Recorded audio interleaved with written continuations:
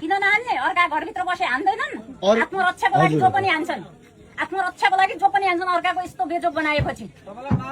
सर्प धुलोभित्र सर्प पसेको सर्पलाई नयाँ सरकारले लालपुर्जा दिने भने छ नि त दिदी। त्यो जोखिमपूर्ण हजुरले राम्रो सम्बन्धित ठाउँमा राख्नु भनेको छ त्यसरी